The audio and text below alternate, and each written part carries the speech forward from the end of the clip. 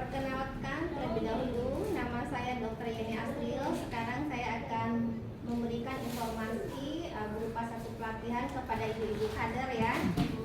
Ibu-ibu kader semua dalam keadaan sehat walafiat. Alhamdulillah Bu, sehat Bu. Alhamdulillahirabbil alamin. Di sini saya nanti akan menerangkan tentang bagaimana kita mencegah ya untuk faktor risiko penyakit tidak menular.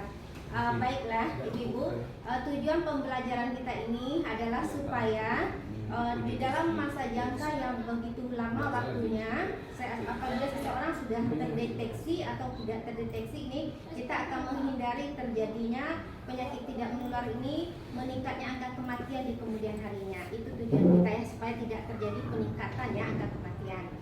Baiklah Ibu-ibu, tujuan utama kita itu ya, berarti nanti kita akan menerangkan bagaimana cara kita mencegah ya faktor risiko ini. Ibu-ibu paham cara mencegahnya selama ini Ibu tahu? Tahu Bu, seketek Bu. Dengan apa mencegahnya? Kita sering olahraga, Kemudian kan kurang makan yang berlemak. Oke, kemudian kemudian kurang garam. upload dulu ya. Terima kasih ya. Tadi Ibu kadernya sudah memberikan satu asupan ya kepada kita. Mungkin kita akan memperjelas lagi ya. Untuk mencegahnya itu ada satu pola ya Bu ya, harus Ibu ketahui adalah pola cerdik ya.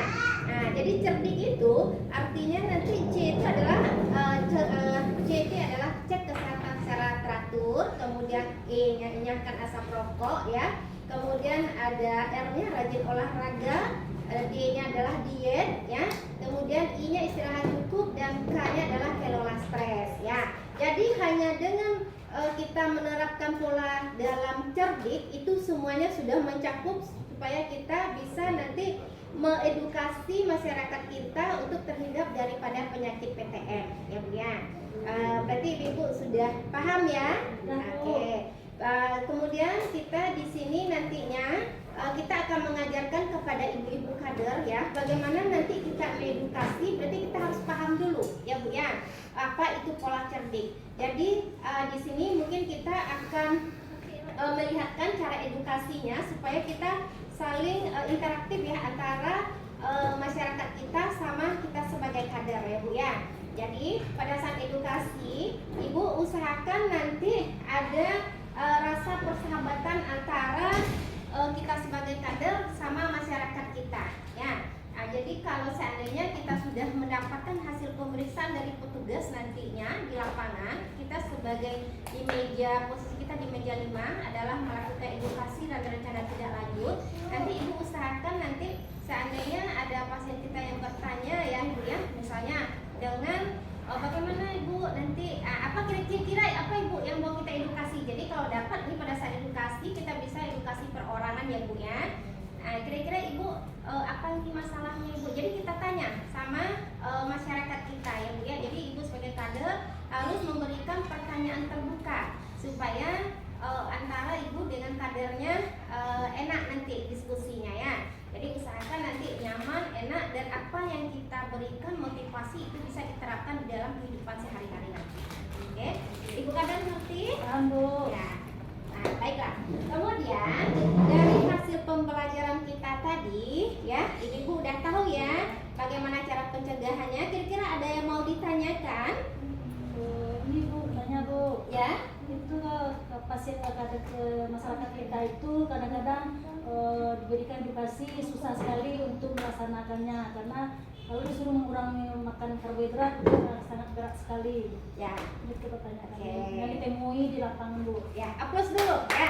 Terima kasih banyak ya. Itu pertanyaan sangat bagus sekali karena ini banyak kita temukan di lapangan. Karena banyak masyarakat kita yang kita edukasi memang akhirnya banyak yang edukasi kita ini tidak terlaksana di dalam kehidupan sehari-hari. Tetapi kita tidak boleh patah semangat Ibu ya. Kita harus tetap berjuang karena untuk edukasi ini kita tidak bisa sekali saja. Kita harus berkelanjutan. Jadi itulah peran kita sebagai kader, bagaimana masyarakat kita ingatkan secara terus menerus sehingga ibu-ibu kader pun jangan bosan ya. Nah, jadi apapun yang kita usahakan bagaimana hasilnya nanti akan kita lihat di masyarakat. Berarti jawabannya harus dilaksanakan edukasinya secara terus menerus. Ya, gitu ya Bu ya. Ya, baiklah, terima kasih banyak ya Ibu ya. Kita udah berbicara mengenai bagaimana kita mencegah penyakit tidak menular dengan pola cerdik. Kemudian kita simpulkan ya Bu ya, bahwa untuk mencegahnya tadi kita ada satu pola ya yang harus kita terapkan. Apa tadi Ibu? Pola cerdik. Pola cerdik. Kemudian pola cerdik tadi sudah kita jelaskan ya. Coba Ibu, yang cerdik itu apa? Sebutin. C-nya cek kesehatan. E-nya enyahkan asap rokok. R rajin olahraga. D diet seimbang. I istirahat yang cukup. K kelola stres. Baiklah, terima kasih banyak. Akhir penutupan sesi daripada pelatihan kita ini, Ibu Kader sudah paham ya bahwa kita sangat mengharapkan sekali dengan cerdik tadi bisa kita terapkan di masyarakat. Baiklah, kita sudah selesai, kita akhiri. Wabillahi taufiq wal hidayah. Wassalamualaikum warahmatullahi wabarakatuh.